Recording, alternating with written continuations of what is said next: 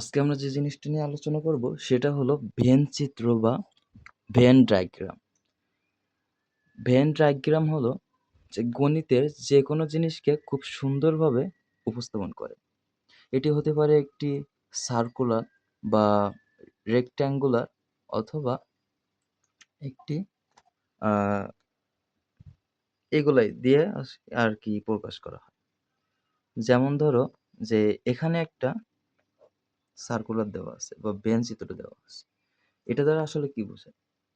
এটা দ্বারা বোঝায় যে এই যে কেসটুকু দেওয়া আছে, এই ইয়েস যে সেটটা দেওয়া আছে, এ সেটটায় যে জিনিসগুলো আছে এবং বি সেটটায় যেগুলো আছে, এই ২ টার ভিতরে মানে এ সেটটার যে উপাদানগুলো আছে, বি সেটটার যে উপাদানগুলো আছে, তাদের ২ টার ভিতরে যে মিলগুলা রয়েছে তাই আরকি বোঝায়।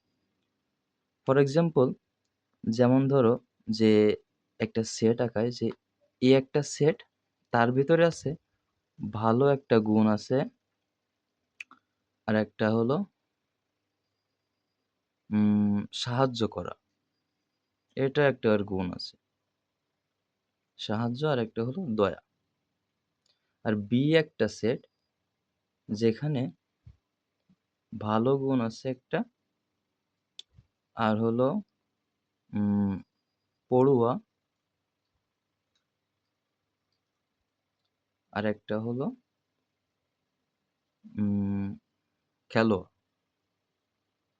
খেলোয়াড়। তাহলে এ সেটটির ভিতরে আছে ভালো, সাহায্য এবং দয়া।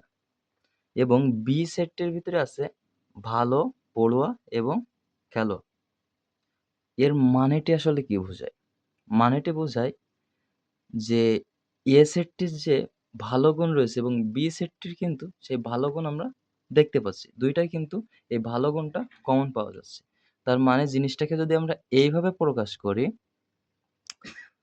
সরি, আমি যদি একটু বড় করে লিখি যে এই যে, এই যে এতটুকু বোঝায় আরকি।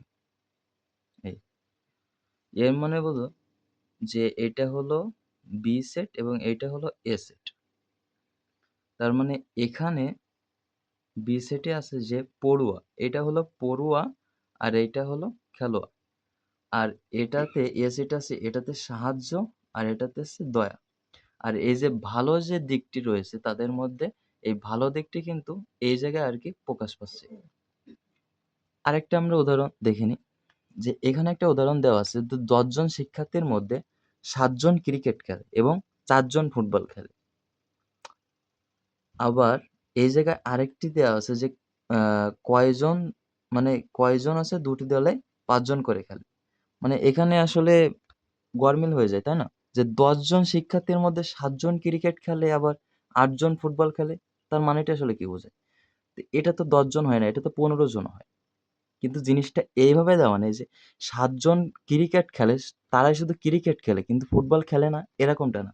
মানে ৭ জন আছে, এখানে দেওয়া আছে যে একেকজন কিন্তু একেক দলে কিন্তু ৫ জন করে থাকবে। তার মানে এখানে ৭ জন দেওয়া আছে। যদি ৭ থেকে তুমি ২ বাদ দাও, তাহলে কিন্তু ৫ জন ক্রিকেটের দলে চলে যাচ্ছে। তার মানে এমনটি দাঁড়ায় যে ৭ জনের ভেতরে ২ জন ক্রিকেটও খেলে, আবার ২ জন ফুটবলও খেলে। তার মানে আমরা যদি এই জায়গায় আ এ সেটে আমরা যদি লিখি যে ২ জন হচ্ছে কি করে? ক্রিকেটও খেলে আবার ফুটবলও খেলে। আবার এখানে ৮ জন ফুটবল খেলে। তার মানে জিনিসটা এরকম দাঁড়াচ্ছে যে যারা ফুটবল খেলে তারা আবার ক্রিকেট খেলে। ৫ জন রেখে তাহলে কি হয়? যে যদি আমরা ৮ থেকে ৫ বিয়োগ করি তাহলে ৩ দাঁড়ায়। তাই না? জিনিসটা যদি আমি বড় করে দিতাম তাহলে আরো বুঝতে সুবিধা হতো। তাহলে দেখো যে ৭ জন যে এ সেটে যে ৭ জন ক্রিকেট খেলে তার থেকে ২ জন উভয় জিনিস খেলে। আবার ৮ জন যে ফুটবল খেলে তার থেকে ৩ জন কি করে? ক্রিকেট খেলে।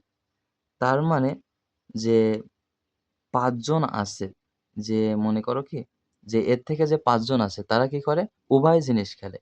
এই যে ২ জন তারা ক্রিকেটও খেলে আবার ফুটবলও খেলে। আবার এর থেকে যে ৩ জন তারা কি করে? ক্রিকেটও খেলে আবার ফুটবলও খেলে। তার মানে যে এর থেকে একটু বুঝো যে যে সেটটি রয়েছে, এই সেটটির যে ৭ জন রয়েছে, মনে করো কি এর ভিতরে ৭ জন আছে।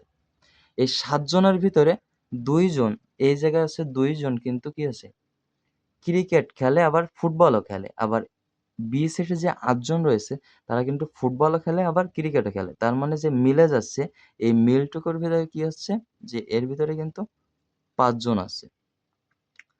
তার মানে যদি এখানে এইটুকু নাও দেওয়া থাকে তাহলে কিন্তু তুমি ইজিলি যদি এরকমটা দেওয়া থাকে তাহলে কিন্তু তুমি বের করে নিতে পারবা।